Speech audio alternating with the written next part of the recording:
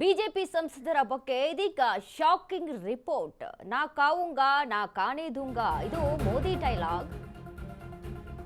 BJP ಸಂಸದರ ಬಗ್ಗೆ shocking report ಸಿಕ್ಕಿದೆ. ನಾ ಕಾವುಂಗಾ ನಾ ಕಾಣೆ ದೂಂಗಾ, ಇದು ಮೋದಿ ಡೈಲಾಗ್. ಒಂದು ಪೈಸೆ ಭ್ರಷ್ಟಾಚಾರ ಮಾಡೋಕೆ ಬಿಡಲ್ಲ ಅಂತಾರೆ ಮೋದಿ. ಆದ್ರೆ ವಾಸ್ತವದಲ್ಲಿ ಹಾಗೆ ಇದೆಯಾ? ಖಂಡಿತ ಇಲ್ಲ.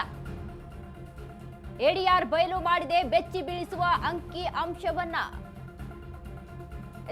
ಇದೀಗ ಬಿಜೆಪಿ ಸಂಸದರ ಬಗ್ಗೆ ಶಾಕಿಂಗ್ ರಿಪೋರ್ಟ್ ಸಿಗ್ತಾ ಇದೆ. ಮೋದಿ ಹೇಳ್ತಾರೆ ನಾ ಕಾವುಂಗಾ ನಾ ಕಾಣೆ ದೂಂಗಾ, ಒಂದು ಪೈಸಾನು ನಾನು ಭ್ರಷ್ಟಾಚಾರ ಮಾಡೋಕೆ ಬಿಡಲ್ಲ ಅಂತಾರೆ. ಆದ್ರೆ ವಾಸ್ತವದಲ್ಲಿ ಹಾಗೆ ಇದೆಯಾ ಅಂತ ನೋಡಿದ್ರೆ ಖಂಡಿತ ಸಹಿತ ಇಲ್ಲ. ಭ್ರಷ್ಟಾಚಾರ ಇಲ್ಲಿ ಭುಗಿಲ್ ಎದ್ದಿದೆ. ಎಡಿಆರ್ ಬಯಲು ಮಾಡಿದೆ ಬೆಚ್ಚಿ ಬೀಳಿಸುವಂತಹ ಅಂಕಿ ಅಂಶವನ್ನ.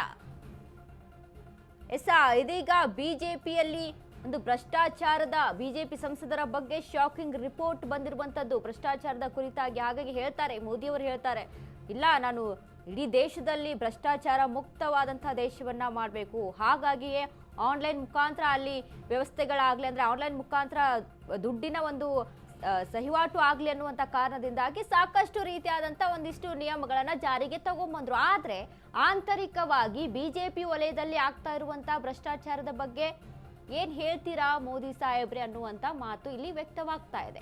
ಒಂದು ಪೈಸಾನು ನಾನು ಭ್ರಷ್ಟಾಚಾರ ಮಾಡೋಕೆ ಬಿಡಲ್ಲ ಅಂತಾರೆ ಪ್ರಧಾನಿ ನರೇಂದ್ರ ಮೋದಿ ಅವರು. ಆದ್ರೆ ಇದರ ಬಗ್ಗೆ ಅವರೇ ಈಗ ಉತ್ತರ ಕೊಡ್ಬೇಕು, ಹೇಗಾಯ್ತು ಏನು ಅಂತ. ಗುಜರಾತ್ ಬಿಜೆಪಿ ಸಂಸದರ ಸಂಪತ್ತಿನಲ್ಲಿ ಭಾರಿ ಹೆಚ್ಚಳ ಆಗಿದೆ. ಹ್ಯಾಟ್ರಿಕ್ ವೀರರ ಬಂಡವಾಳ ಬಯಲು ಮಾಡಿದೆ ಎಡಿಆರ್. 2014, 2019 ಮತ್ತು 2024ರಲ್ಲಿ ಹ್ಯಾಟ್ರಿಕ್ ಆಗಿದೆ. ಸ್ವತಃ ಪ್ರಧಾನಿ ಮೋದಿಯೇ ಅಚ್ಚರಿ ಪಡುವಷ್ಟು ರೀತಿ ಆಸ್ತಿ ಸಂಪಾದನೆ. ಕೇಂದ್ರ ಸಚಿವ ಸಿಆರ್ ಪಾಟೀಲ್ ಆಸ್ತಿ ಮೌಲ್ಯ ಮಾತ್ರ ಕುಸಿತ ಇಲ್ಲಿ. ಆದ್ರೆ ಗುಜರಾತ್ ಬಿಜೆಪಿ ಸಂಸದರ ಸಂಪತ್ತಿನಲ್ಲಿ ಭಾರಿ ಹೆಚ್ಚಳ ಆಗಿದೆ. ಹ್ಯಾಟ್ರಿಕ್ ವೀರರ ಬಂಡವಾಳ ಬಯಲು ಮಾಡಿದೆ ಎಡಿಆರ್. 2014, 19, 24ರಲ್ಲಿ ಹ್ಯಾಟ್ರಿಕ್ ಗೆದ್ದವರ ಬಂಡವಾಳ ಇದು. ಸ್ವತಃ ಪ್ರಧಾನಿ ಮೋದಿ ಅವರೇ ಅಚ್ಚರಿ ಪಡ್ತಾರೆ ಈ ಒಂದು ವಿಚಾರ ಕೇಳಿದ್ರೆ.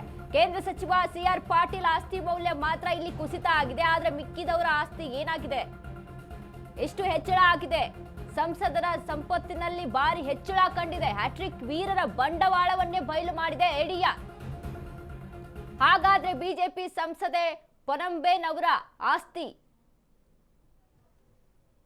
ಇನ್ನು ಬಿಜೆಪಿ ಸಂಸದ ವಿನೋದ್ ಚಾವ್ಡಾ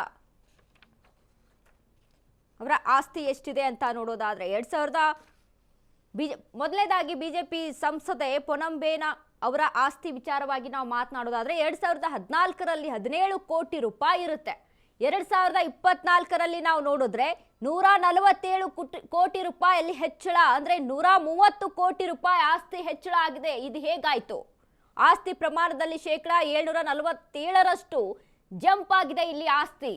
ಇನ್ನು ಬಿಜೆಪಿ ಸಂಸದ ವಿನೋದ್ ಚಾವ್ಡಾ 2014ರಲ್ಲಿ ಕೇವಲ 56 ಲಕ್ಷ ರೂಪಾಯಿ ಆಸ್ತಿ ಇರುತ್ತೆ. 2024ರಲ್ಲಿ 6.5 ಕೋಟಿ ರೂಪಾಯಿ ಆಸ್ತಿ ಪ್ರಮಾಣದಲ್ಲಿ ಶೇಕಡಾ 1100ರಷ್ಟು ಜಂಪ್ ಆಗಿದೆ ಇಲ್ಲಿ. ಇದು ಹೇಗಾಯ್ತು? ಬಿಜೆಪಿ ಸಂಸದ ಪರಭೂಬಾಯಿ ವಾಸವ ಇವ್ರದ್ದು ನೋಡೋದಾದ್ರೆ 2014ರಲ್ಲಿ 1.6 ಕೋಟಿ ರೂಪಾಯಿ, 2024ರಲ್ಲಿ 4.7 ಕೋಟಿ ರೂಪಾಯಿ ಆಸ್ತಿ ಪ್ರಮಾಣದಲ್ಲಿ ಶೇಕಡಾ 195ರಷ್ಟು ಹೆಚ್ಚಳ ಆಗಿದೆ.